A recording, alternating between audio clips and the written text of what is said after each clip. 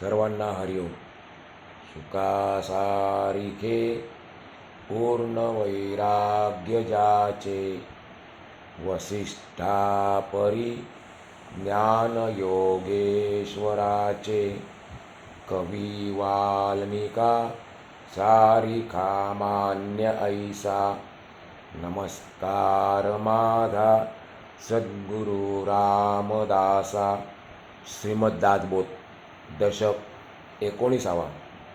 त्यामध्ये आपण आज समास दुसराचा अभ्यास करणार आहोत. या दुसऱ्या समासाचे नाव आहे विवरण निरूपण. समर्थ म्हणतात की समाजाला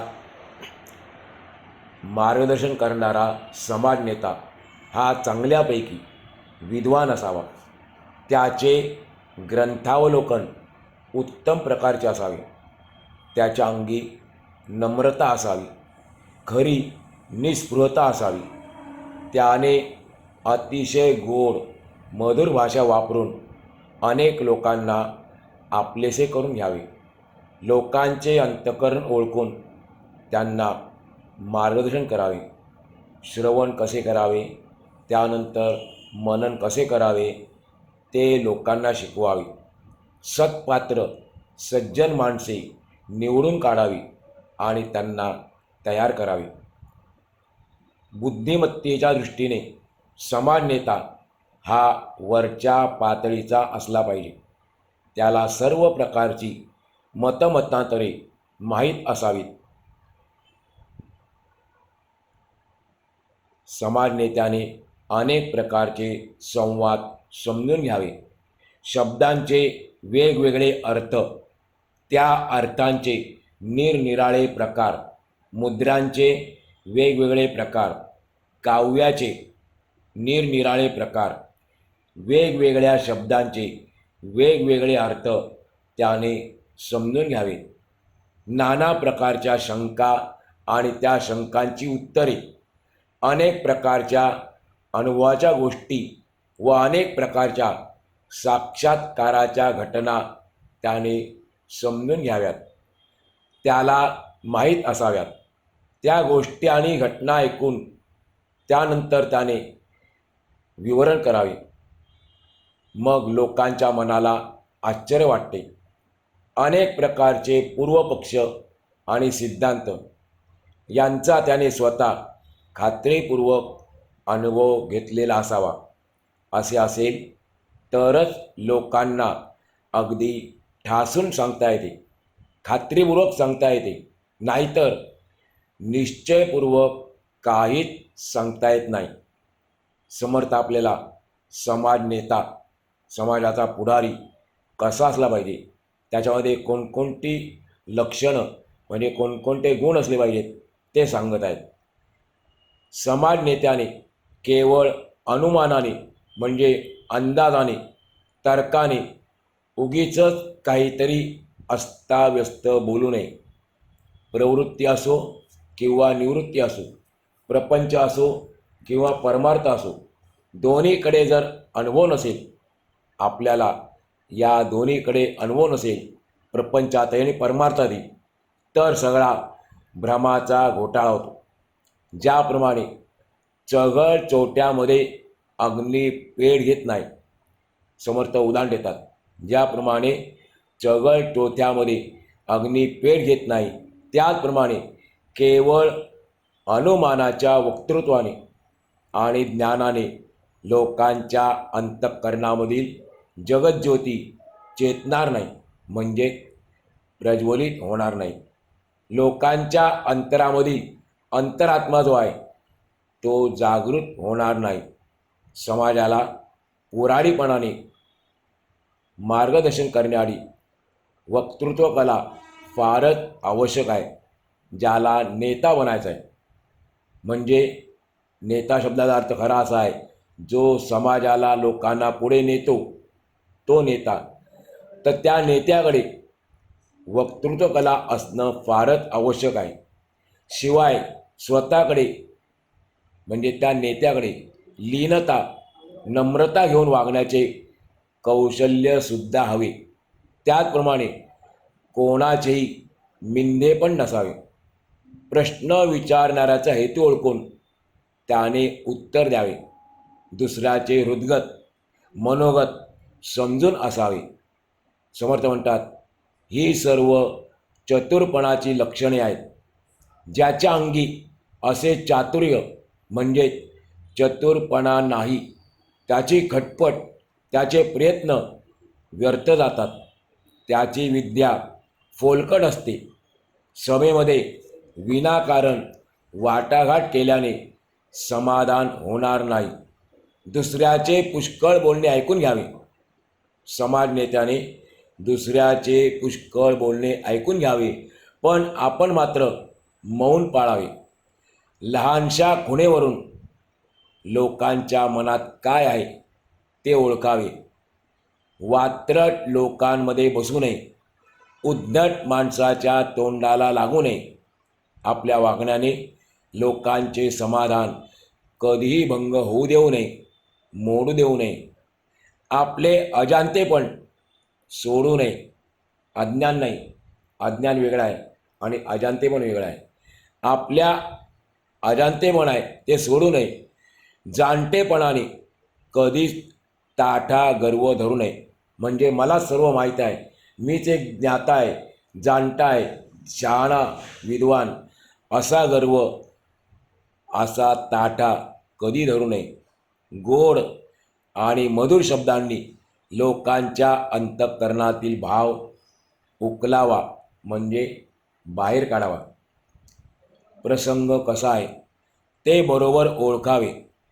फार माणसांबरोबर विनाकारण हुज्जत घालू नये, कारण अशी हुज्जत घातली तर आपले म्हणणे खरे असून देखील ते लोकांना पटत नाही आणि त्यामुळे समूहामध्ये बेदिली होते. त्याचप्रमाणे फजितीसुद्धा होते. कोणत्याही गोष्टीचा शोध घेण्याचा कंटाळा करू नये. भ्रष्ट झालेल्या लोकांमध्ये, जे लोक भ्रष्ट झालेले आहेत त्यांच्यामध्ये कधीही बसू नये. यदा कदाचित त्यांच्यामध्ये बसावे लागले तर कोणावरही खोटे आरोप करू नये. जे लोक दुःखी असतील त्यांच्या अंतरंगात, अंतःकरणात शिरून त्यांचे दुःख हलके करावे. दुःख घालवण्याचा प्रयत्न तरी करावा. वेळ प्रसंगी थोडेच वाचावे, पण भल्या माणसांना आपली चटक, आपल्याविषयी गोडी लावून सोडावी. सभेमध्ये बसू नये. यात्रा किंवा अनुष्ठान यांच्या उद्यापनाला जाऊ नये, कारण अशा प्रसंगांना जर आपण जात राहिलो तर आपल्या जीवनामध्ये मिंधेपणा येतो, म्हणजे लाचारी येते. प्रथम आपल्या अंगी असलेले उत्तम गुण प्रगट करावे आणि नंतर मग आपण कुणाशी बोललो तरी त्याची किंमत होते, म्हणजे आपल्या बोलण्याला महत्त्व प्राप्त होते. सज्जन माणसे पाहून त्यांच्याशी स्नेह जोडावा. उपासनेला शोभेल असे बोलावे. सर्व लोकांना संतुष्ट करावे. सरसकट सर्वच लोकांशी चांगले संबंध ठेवावेत. कोणत्याही प्रकारचा भेदभाव करू नये. ज्या गावात जायचे असेल त्या गावाबद्दल आधी ठिकठिकाणची माहिती प्राप्त करून घ्यावी आणि मगच त्या गावात जावे. तेथे गेल्यानंतर गावामधील लोकांना, गावकऱ्यांना अगदी आपलेपणाने आपल्या जवळ बोलवावे. आपल्याकडे आलेल्या लोकांमध्ये उच्च नीच, श्रेष्ठ कनिष्ठ यासारखे भेद करू नये. सगळ्यांचे अंतःकरण निववावे, म्हणजे शांत करावे. सूर्यास्त झाल्यानंतर उगीच कुठेतरी भटकायला जाऊ नये. जगामध्ये जर जगमित्र म्हणजे सर्वांचा मित्र व्हायचे असेल तर त्याचे वर्म, गूढ रहस्य आपल्या जिभेपाशी आहे. आपली जीभ चांगली असेल तर आपण जगाचे मित्र होऊ शकतो आणि आपली जीभ आपला शत्रू असते, मग ती जगाचा देखील शत्रुत्व आपल्याला करायला लागते. म्हणून जगमित्र व्हायचे असेल तर आपण सर्वांशी गोड बोलले पाहिजे. आपण कोठेही गेलो तरी तेथील उत्तम माणसे निवडून काढावी. जेथे जेथे भगवत कथा होत असेल तेथे आपण जरूर जावे, परंतु नम्र आणि सामान्य माणसासारखे लांब बसावे. त्या कथेतील सर्व रहस्य आपल्या अंतःकरणात ठसवावे. अशा समुदायामध्ये चांगली माणसे आढळतात, सज्जन माणसांचा सहवास मिळतो. व्यापक आणि विशाल मनाचे कोण आहे ते सुद्धा अशा समुदायामध्ये आपल्याला कळते. अशा पद्धतीने हळूहळू मंदगतीने लोकांच्या अंतःकरणात शिरकाव करावा.